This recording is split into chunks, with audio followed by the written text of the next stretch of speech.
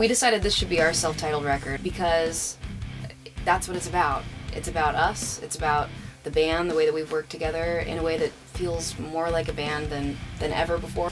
Every one of us has been a part of it from the ground up, and that's definitely something that's different for this band. This time we all kind of went in together and started writing together like in a rehearsal space, and we had some songs obviously at that point when we were going into the rehearsal space, but it was really cool. We did a lot of these songs literally from just jamming together and everyone playing and writing their parts, and it just made for something really different and cool.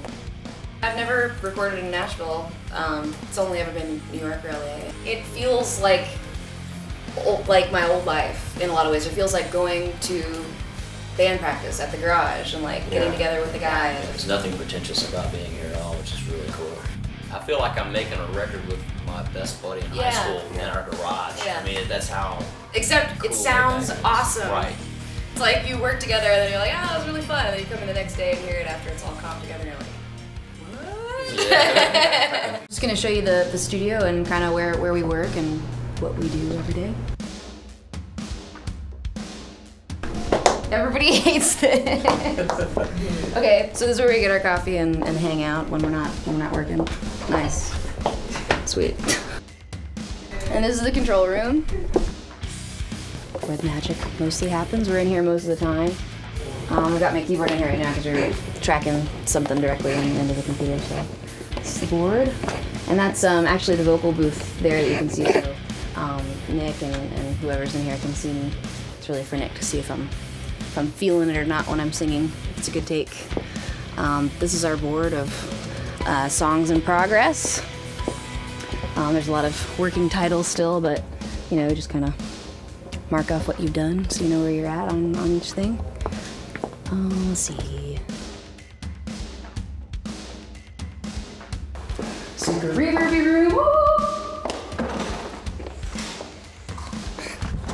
And this is the live room where it's kind of always in chaos. We did the drums right here. There was another piano here too where I did most of the pianos.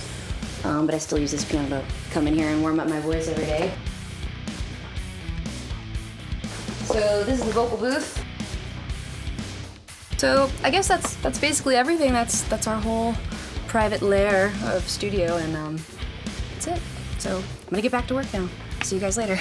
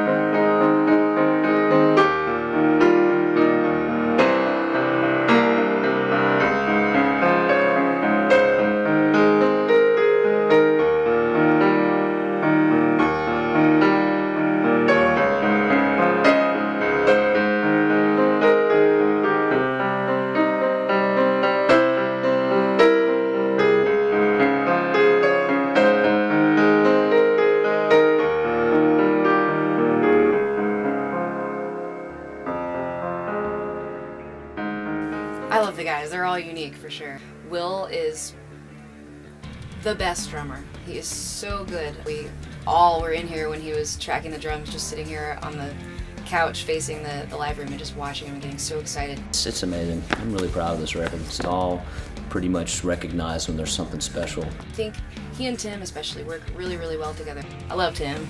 I said before, Tim's my roommate.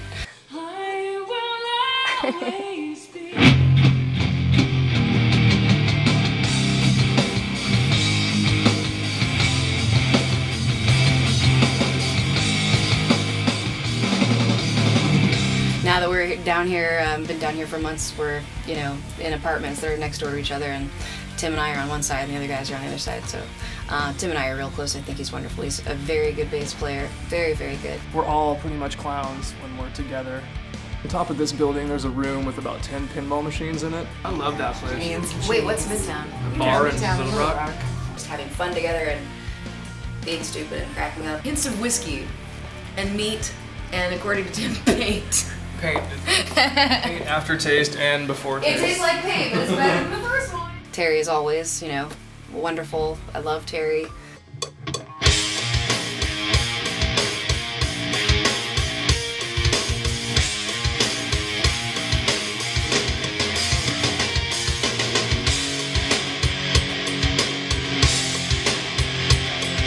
We have an older special bond. The creation of a lot of these parts that he's making are, I think, really soulful and beautiful as always. It's definitely a natural progression forward for the sound of Evanescence. And Troy is wonderful, you know, he definitely brings something wonderful to the table. He's a great dude, he's one of my favorite people, and he's an incredible guitar player.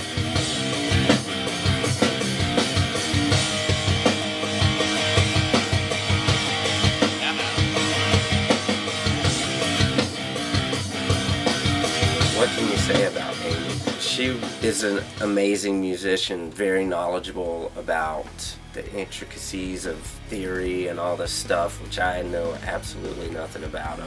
I learned how to play by ear. She impresses me with her hunger to learn new things. She learned how to play harp on this time in between the two albums, which I think is really cool.